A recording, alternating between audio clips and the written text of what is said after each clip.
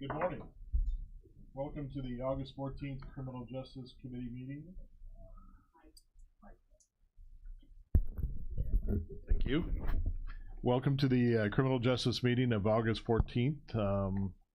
And could I have a call to order, Kelly? Mr. Hess? Present. Mr. Long? Present. Mr. Carrico? Present. Mr. Eckhoff? Present. Mr. Hunter? Via Zoom. Ms. Turner? Present. Ms. Monday? Present. Ms. Andrade? Ms. Armour Earps? Mr. Rittman-Akemi? Present. Mr. Marion? Mr. Lowy? Present. Mr. Wheeler? Mr. Alexander Hildebrand? Present. We have a quorum. Thank you. And so the second thing on the agenda, had you, if you have the current one, it says emergency opening of the missing bid. So I'm going to have Mr. Coughlin come to the mic and he's going to explain exactly what we're doing here. Mr. Chairman, you want to let me in? First, you want to need to let Excuse me for 1 second. Yeah, we need a motion to Mr. Lowy and Colton. All in favor? Aye. Thank you. Go ahead. What about Hunter? All right, thank you. We'll just let you in. Thank you. Thank you. This was the bids that were due on the dredging project. There was a date and time that they were due. A second bid had been actually received within the time frame, but was in the mailroom and didn't make it up to the meeting. The first meeting that we could open it in public was today, so we advised that that second bid should be opened as well today, and then that bid, along with this other bid, will then be sent to the engineers for review to see if it's in compliance. Very good. Thank you. So, short explanation of what we need to do here. I've invited Greg Hayden up here, and this is the envelope. Do I need a motion to open it? Yes. A motion. Mr. Carrico, Miss Turner. All in favor? Aye. Aye. Any opposed? No? Go ahead. All right.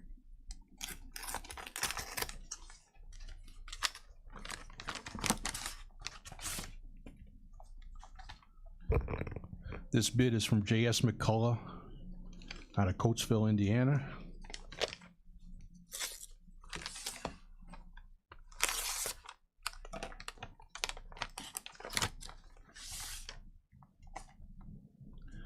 They have acknowledged receiving both addendums.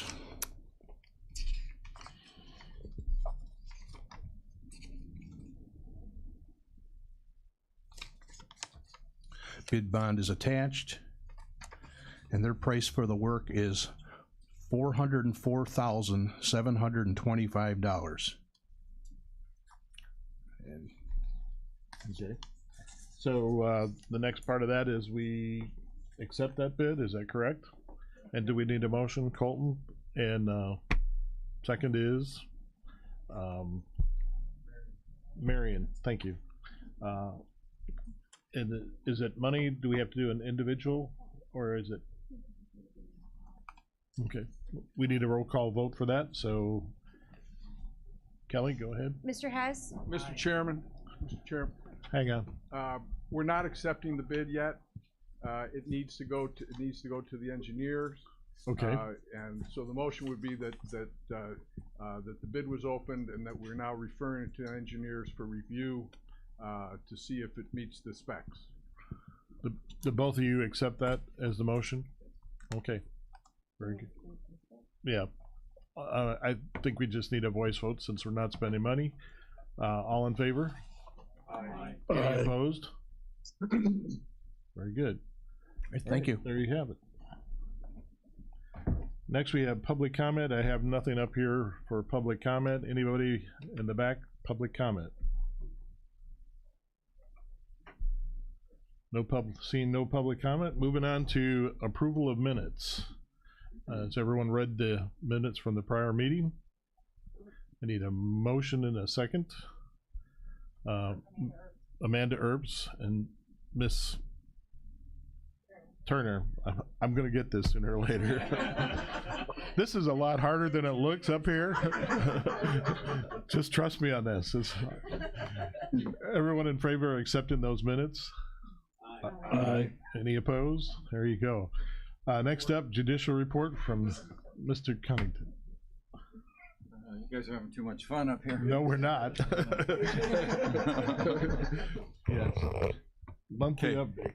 All right, good morning. Happy to report that the 21st Circuit, which consists of Kankakee and Iroquois counties, has received a grant for a second year in a row from the AOIC, which is Administrative Office of Illinois Courts, and it's basically the legislature has funded this grant. It's for the public defenders. For years, the public defenders have operated on a shoestring budget, and the legislature and the Supreme Court have recognized that that area of our legal services needs some support, and so they appropriated $10 million to be distributed amongst the 102 counties. And for the 21st Circuit, which is, as I mentioned, the 2 counties, the grant is $199,180.33. And that's going to be divided. Kankakee is going to receive $115,368, and Iroquois County is going to receive $83,811. So this is, there's no real strings attached to this money. The only thing that they have stated is they don't want to replace what the county funds for the public defender's office, but it's supposed to supplement. The public defenders are supposed to think outside the box and come up with what their needs are, and then they're allowed. So Mr. Pennewick and Mr. Cagle in Iroquois County submit budgets to me. I approve them for that amount of money to be spent. And so that's good news. It's especially in light of the Safety Act and the additional burden that is placed on the public defenders every day that they have to deal with detention hearings, which I call mini trials, because there actually is evidence presented by way of a proffer from the state, and those hearings are lengthy. There's preparation that has to be done, all within hours of getting to work every morning. So that money is has been welcomed by Mr. Pennewick and his staff. I want to just tell you a little bit about the services that we offer at the courthouse. One of the services is we do have a disability coordinator. That's actually Lori Wolf, who's our trial court administrator. And we have, with the renovations that are being finalized now, the access ramp for the handicap has been all redone, and that's very nice. It's very convenient for people with disabilities to access the courthouse. We do have an ADA compliant courtroom now as well. Courtroom 204 is accessible for wheelchairs if a juror, someone needs that kind of access. Some of the other courtrooms are a little bit harder to access with wheelchairs, but that we do have at least one ADA compliant courtroom. Restrooms have been updated as well for ADA compliance. We have Spanish interpreters there every day.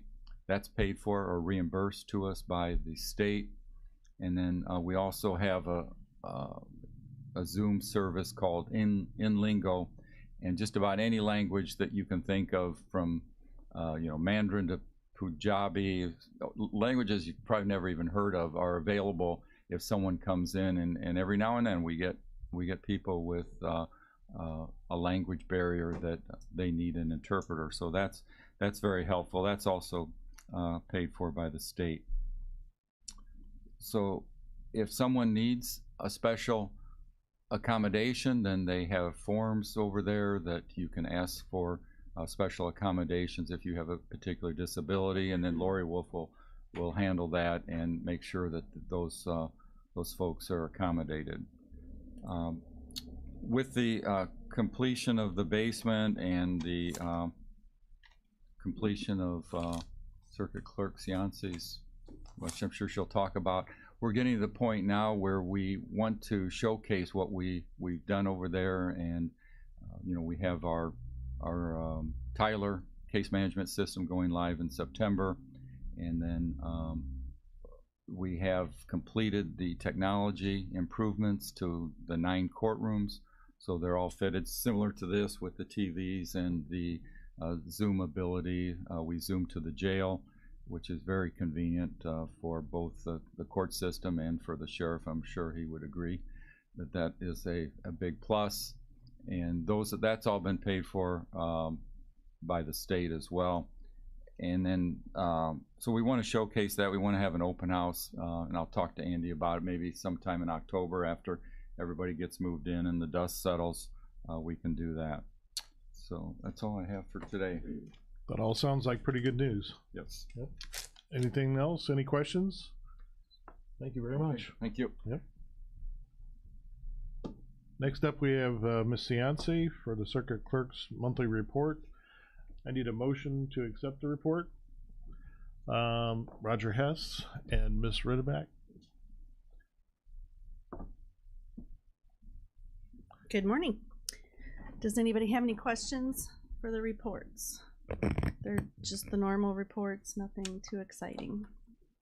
So Very good. All in favor of accepting that report? Aye. Any opposed? There you go. What else do you have for us? oh my gosh, Good I have news. all kinds This is of good things. news day. Yes, it is. It's very good news. I want to thank everybody. I want to thank Chairman Wheeler, the full board, Doug Bright, who was the architect who dreamed up our office space, Wes Andrews and PSI. It's amazing. We just can't thank you enough. It's just wonderful. Getting all choked up. So we're slowly moving in. I've got my stuff moved in now, at least my computer and technology. A couple of my other people are getting moved in today. Jason's doing it as he can every afternoon. So he has about 10 or 12 people to move. So hopefully by the end of this week, he'll have us all moved in.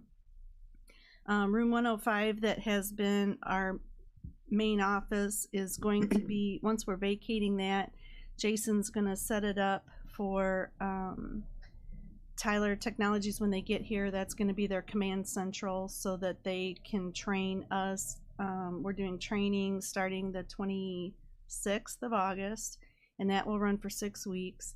And then right into the go live. Then there's some other people will be coming in for the go live. We'll have about 6 or so people from Tyler, and they'll be all over ready to assist when we get our act together and go live on the 23rd of September. That week before, I'm going to have to prepare kind of a public service announcement that there's some things that we're going to have to do. We're going to have to stop receiving credit card payments on the Tuesday before. I don't remember what date that is right now. So that can clear and we can finalize, and reconcile that before we go into the new system. I'm going to have the outside auditor come in, and we're going to close the books of Courtview and reconcile that for the audit coming up for next year. We need to start that there so then we can start fresh with Enterprise Justice. And then on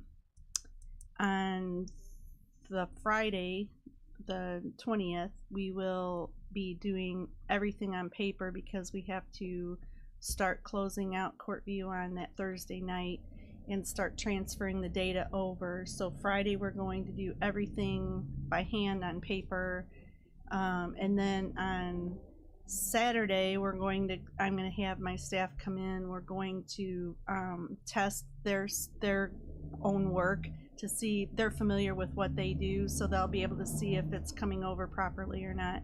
And then we'll have all the people in the teams on speed dial or in the building that we can, start getting those bugs worked out. And then we will give them time to do their work from Friday, entering all the money that we received and things like that, so we can make that deposit so that we can start fresh on Monday. So it's going to be it's going to be a crazy next about 6 or 8 weeks until we get going, but we're very excited. We've gotten very high praises from the different people at Enterprise Justice that we, everybody's excited. They're doing the work that they need to do. They're asking good questions. They're really digging in.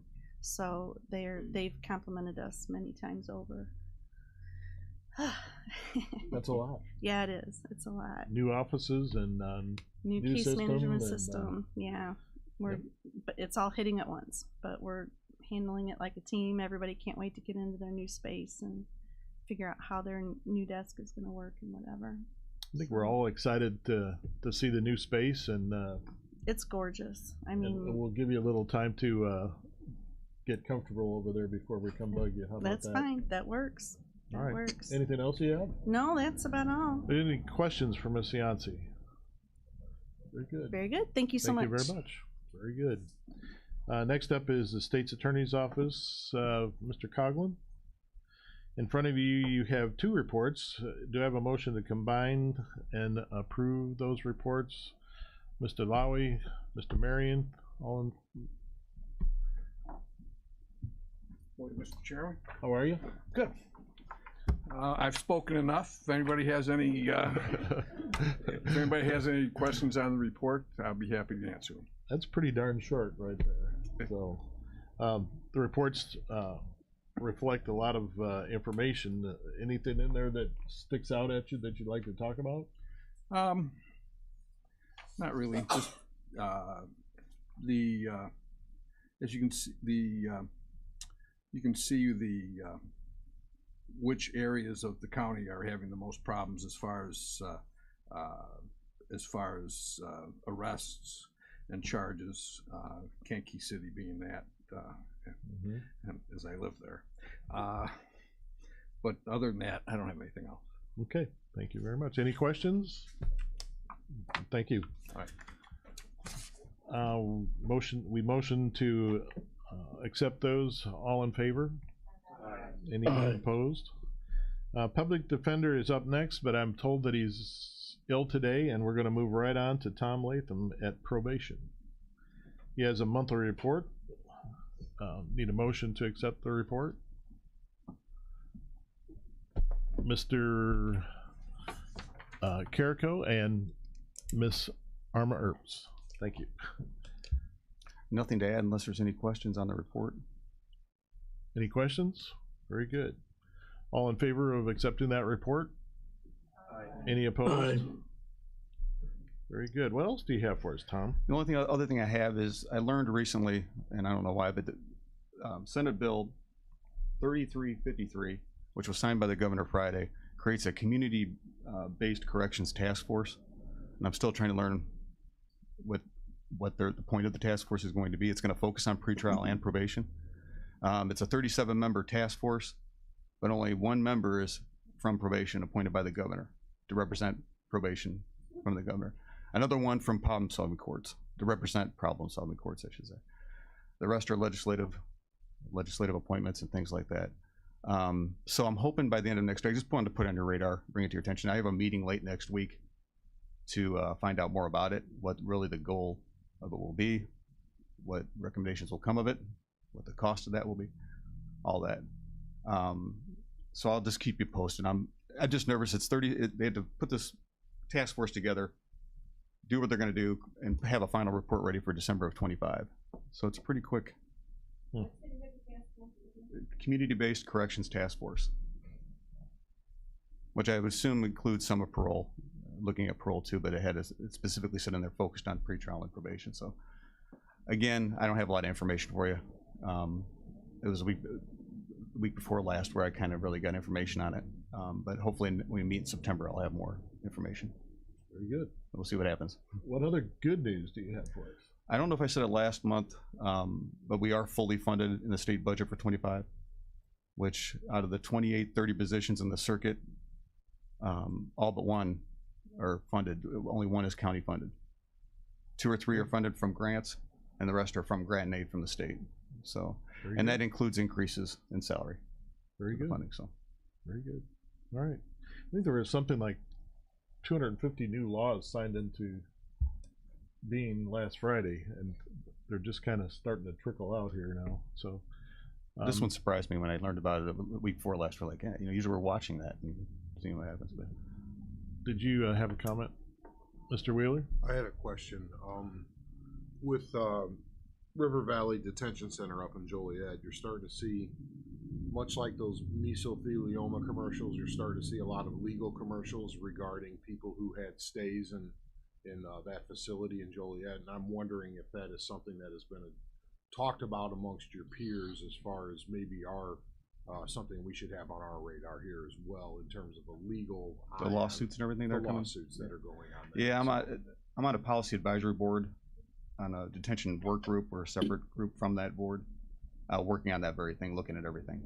Because Cook County just got hit with a lot of, so we're looking at that. Yeah, looking at all we should that. huddle after maybe this. and There's kinda more- Talk to John about a plan of attack. Yeah, the group is made up more of detention superintendents and a few directors. So I listen more than I talk because they know what they're.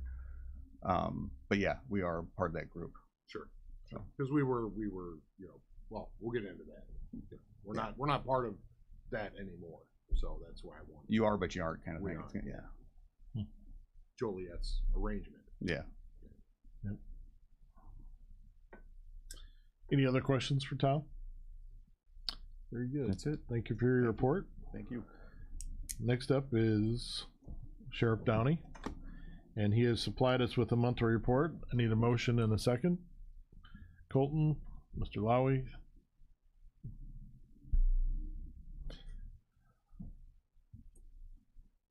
Good morning. This is good news on Wednesday, so don't spoil it. Don't spoil it. Can I make something up? Okay.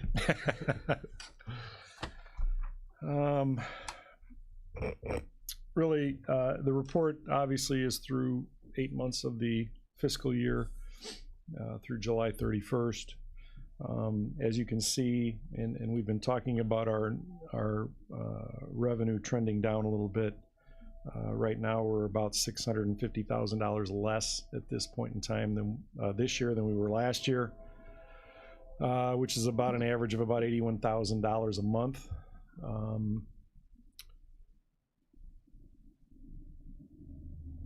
We are trending to finish somewhere between $9.5 and $10 million in revenue, which is less than the 11.9 that we brought in last year. So 11.9, $12 million is about the cap. As far as the ceiling of what we can bring in, what we have room for. So to be between, if we end up between 9.5 and 10 million, that's a significant drop, but still ahead of the numbers from fiscal year 2022. So, that number fluctuates from year to year based on obviously the availability of the U.S. Marshals to send us federal inmates. And historically, especially during an election year, those numbers drop a little bit.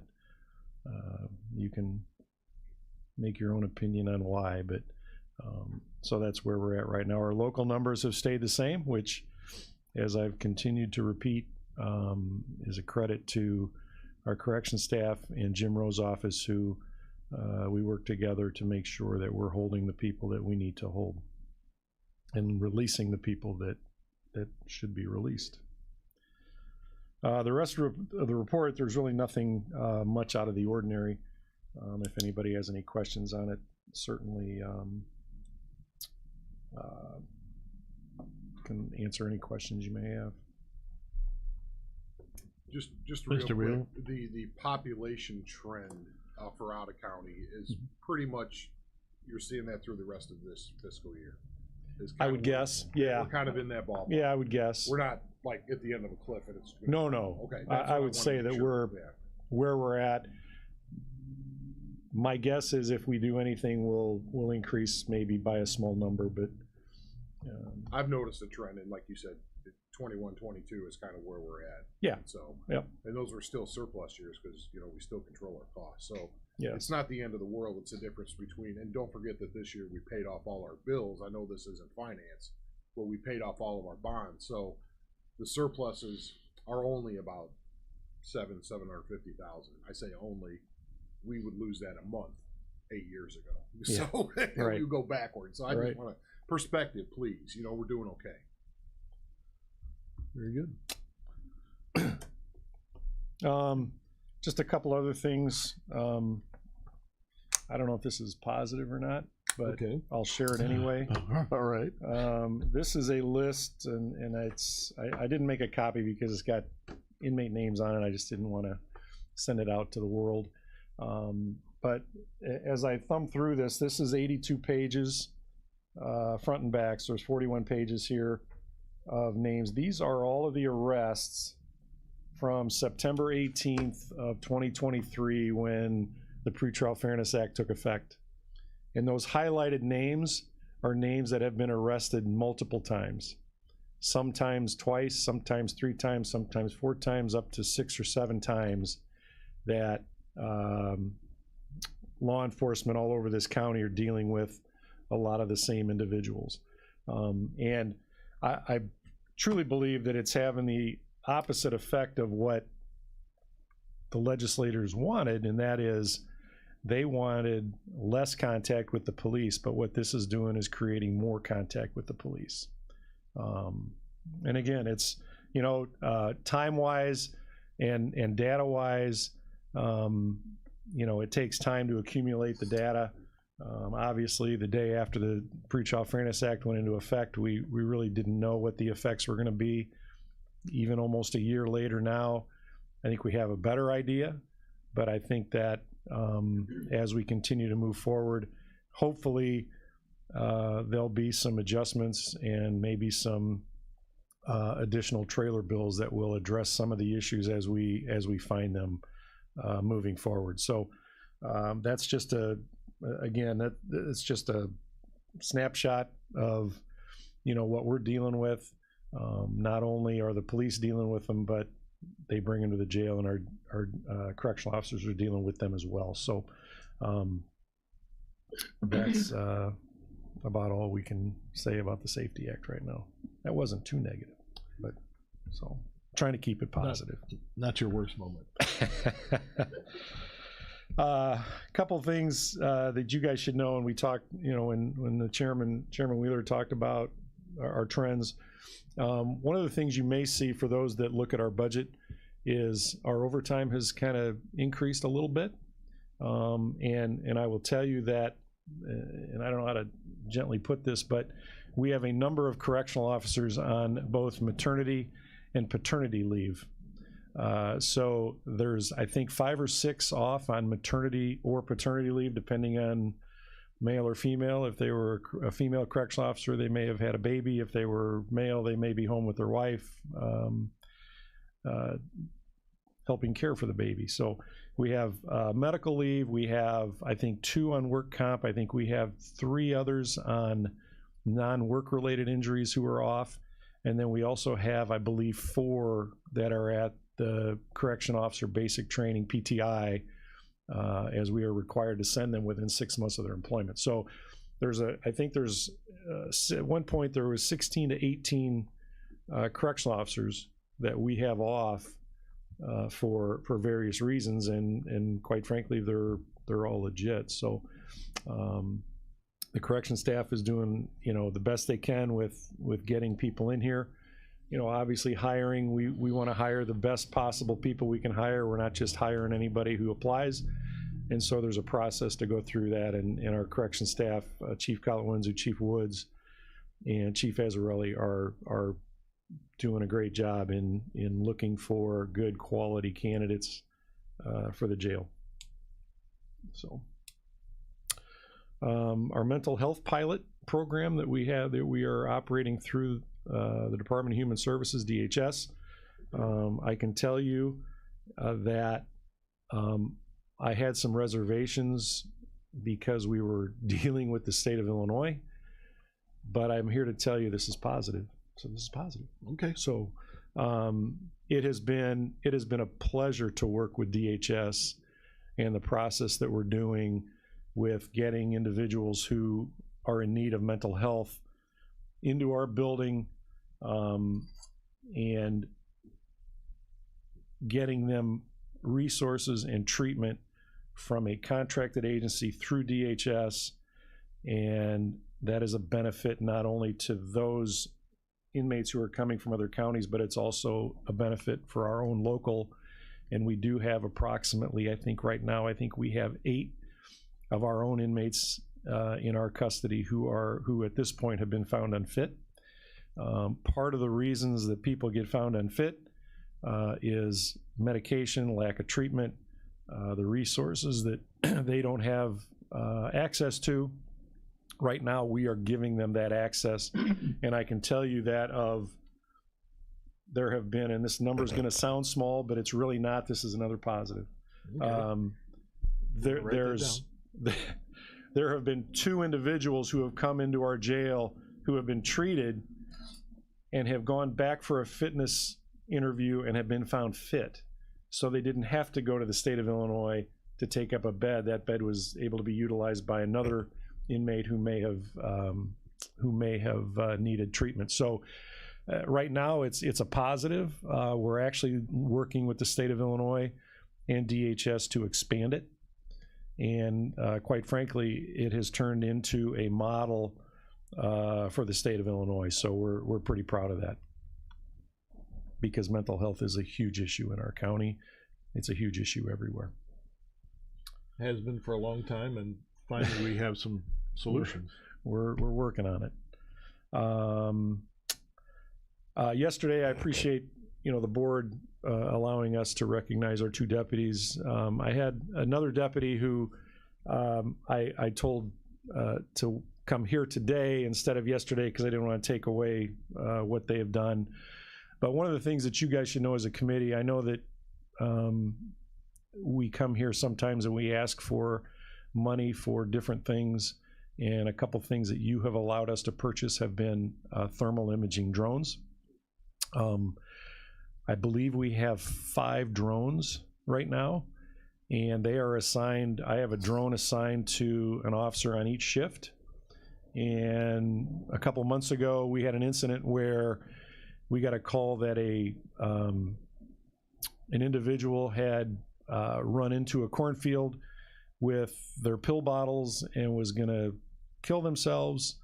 Our deputy, Corporal Zach Horvath, who could not be here this morning because he works midnights and he's got children at home, so he was kind of tied up a little bit. But I'd like this committee to know that by using that thermal imaging drone, we were able to locate that person in the cornfield, get that person out of the cornfield, and prevented a possible overdose. So the things that you are providing us are beneficial to us. They are tools that we have that obviously this, again, possibly could have saved a life had she had that person gone through it. So thank you for allowing us the tools for our officers to do their job. Mr. Wheeler? Thank you, Sheriff. I wanted to thank you for the tools you provide, which is a thinking and properly acting law enforcement officer in the community. The way you guys hire, the way the Merit Commission goes about their business, we don't have idiots like they have down in Sangamon County coming in here. Amen, amen, amen. So I want to thank you for the way you do your job, because we don't need that, and we won't have it because of the system and the people that you guys have in place to make sure that doesn't happen here. Our Merit Commission does a great job during their interviews. Not to say that something can't slip by us, but I believe that the Merit Commission is very thorough. Our background investigations are very thorough. We've passed on people who we thought when they first came in were going to be great, and throughout their background and what we've discovered, sometimes we have to pass on people. It's never easy telling them why we're passing on them, but I sit up here and tell you all the things that our guys do, and it's those guys that are doing it. It's not me. The credit goes to those guys. They don't. Our deputies do a great job, day in and day out. Not to say that we don't make our share of mistakes, because we do. And anybody in here who thinks that they don't make a mistake, I do tell my wife I don't make a mistake, so I don't tell her. But she doesn't believe it either. So yeah, I mean, it's a credit to our staff. It's a credit to our administrators. You know, we want the best people representing Kankakee County that we can possibly get. And I think our merit commission, our staff does a great job with that. I would agree. I'm going to end it on that positive note. You know, there's been a lot of positives Mr. Chairman? today, so we appreciate that. Mr. Chairman? Go ahead, Mr. Hunter. Sheriff Downey, you know, you, and I like the comments you made that it wasn't you, but it's your staff, but your leadership team is crucial to the service delivery in your department. And kudos to you. And secondarily, I concur with the comments that Chairman Wheeler made with respect to the Merit Commission and the vicissitudes that have been identified down in Sangamon County. But I know that you are a active member of the Illinois Sheriff's Association, which I'm a member as well too, and I think I just got something in the mail from them about my membership. But I know that you made some comments, and I hear Jim Rowe talk about the Safety Act, and I would imagine that during the veto session, that your organization will probably, hopefully, have some recommendations or some trailer bills or something that would assist the or identify the problems with the Safety Act and make the corrections accordingly. So would you keep us abreast, you know, maybe next month or whenever, as to what the Illinois Sheriff's Association is doing with respect to some legislation that may help with some of the Safety Act faux pas? Like, you know, because I hear Rose say there's certain violations of criminal acts that they can't hold them for. So, you know, just some things that you could update us on in the next couple months. I absolutely will, Mr. Hunter. Thank you very much, sir. Thank you. Colton is number 9. Thank you, Mr. Chairman. Sheriff, has Senator L.G. Sims ever reached back out to you? I know he was a big talker on social media, on your Facebook post. Okay. No. Anybody else? Questions for the sheriff? We do have to clean something up. We accepted the motion for his report. All in favor? Any opposed? Thank you very much. Thank you, guys. Enjoy the rest of your week. Next up, Miss Laird. She has also supplied us with a monthly report. Anyone would like to make a motion to accept? Mr. Lowy, Miss Monday. Good morning. Good morning. For the report, I did have some additional information.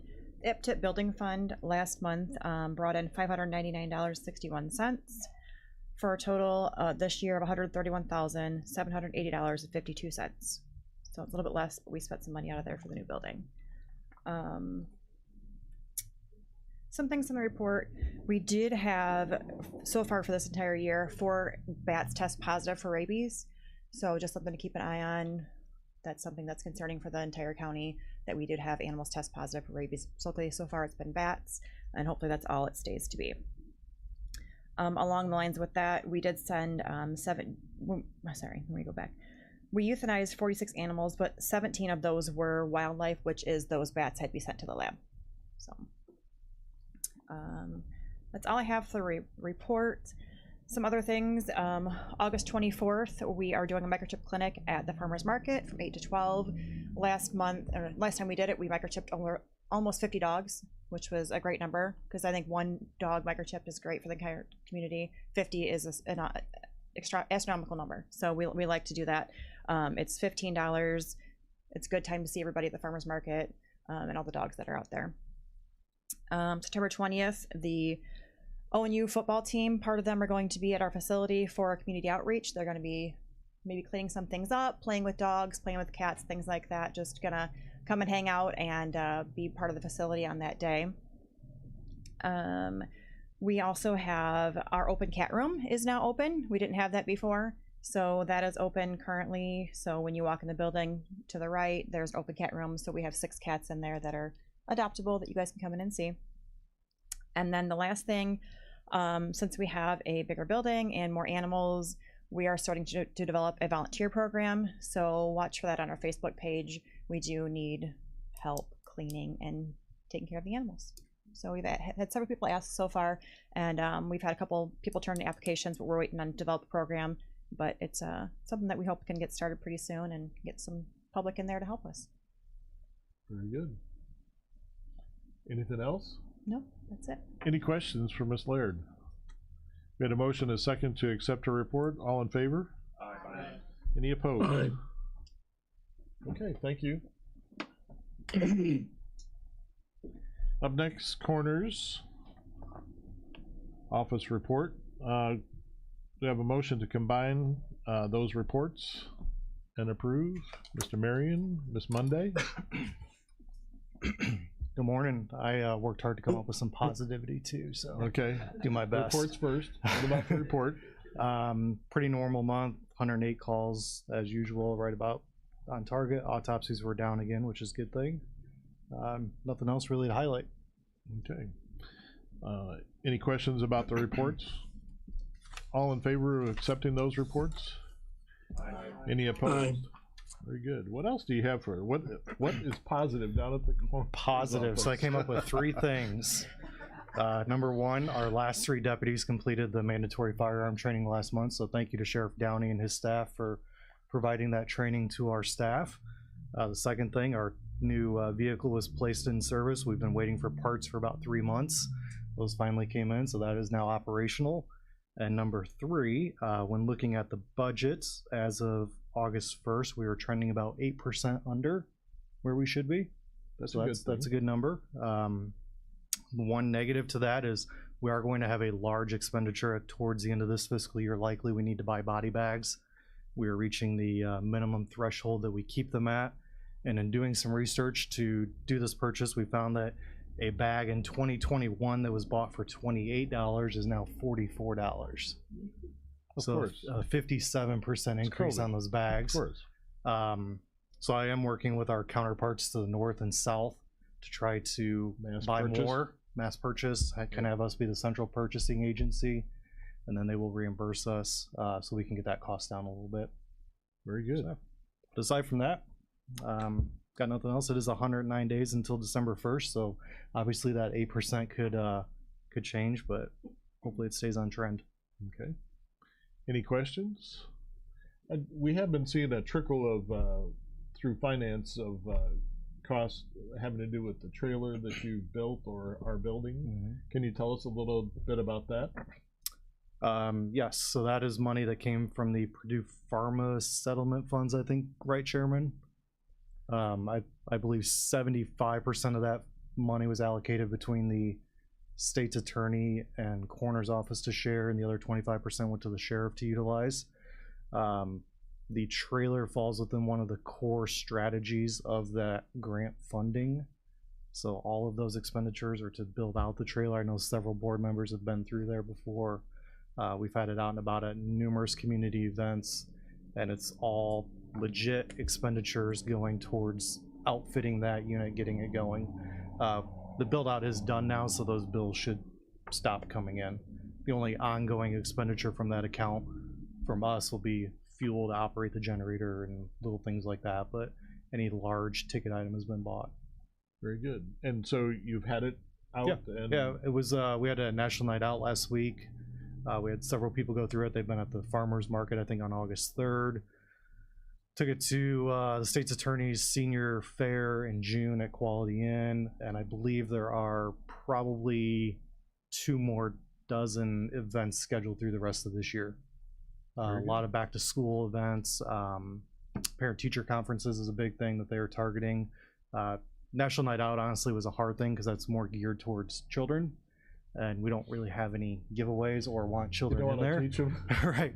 So it's more targeted towards parents, grandparents, things of that nature. Honestly, grandparents have really seemed to enjoy it because they're just so many times they're unaware of what their children or their grandchildren are exposed to today. And so it's been an eye-opening experience to a lot of them. Very good. There's another positive. Yeah, absolutely. Thank Very you. good. All right. Have a good That's it. day. Thank you. And next up is under new business. Jason Shane is coming to give us a report. And do we need a motion to accept that? No. Very good. Yep, just stats report. I don't have too much to add to it or what Chief Judge or Sandy has said. So far, all good news, staying on that track. We're finishing up validation and the justice side this week. Probation side will be finishing up validation next week. And then we're going to start preparing for end user training and the go live prep. Other than that, nothing but good news. Everything's on track and is looking good. Any questions? Any questions? Mr. Wheeler, Is go live the same for both probation and? Yes. Okay. It'll be the last week of September is what we're looking for right now. Okay. That way all the alliance integrations will all work together, so it's critical that they both go live together. I'm just curious because one's cloud-based and one's server-based here locally, and so that I didn't know if they'd staggered those to make sure one was working and then the other. So that's the only reason I asked. There was discussion, but because of the links between them, they thought it was best to go live at the same time. Break quick and fail quick. Fix quick. I get you. Okay. Right. Mr. Hess, go ahead. Jason, are you going to take a vacation after all of this comes down? I've been taking little ones here and there. I said a vacation, not just a couple of day getaway. Yeah. Well deserved. I just wanted to point out, look at all the green here on this report. That's amazing. So today we've heard from Sandy, who very positive on her end, and positives on Jason's end here. So that's good. That our work is some of it that has been going on for quite a while is coming to an end, and nice results. So can't argue with that. Nope, not at all. Thank you, Jason. Thanks for what you do for us, Jason. Oh, thank you. It's hard work. I know it is. Anything else? Any other new or old business that we need to talk about here this morning? Mr. Hunter, you got anything? No, not really. Just, last month made 4 years that I served on this board. And, you hear me pose questions and comments to the department heads, because I think we as legislators, get hit with all kinds of information, no matter where our jurisdictional boundaries may be throughout the county. I may get a call from Pembroke or the West Coast in Essex about something, and I think when I pose questions to you guys, I think we receive feedback and we can impart that information to our constituents, and it's really been a pleasure, working for the 107,000 people in the county, and I'm just honored to interface with you guys and the department heads, and I think we're all pointed by and large in the right direction. I think we have a great group of elected officials, county board members, department heads. This group likes to work together, and those are very positive things, and we have things here in this county that you can't even imagine in other counties, so we're all thankful for that. I need a motion. Mr. Hess? Mr. Hess? Yep. Miss Monday? Yes. Motion to adjourn? All in favor?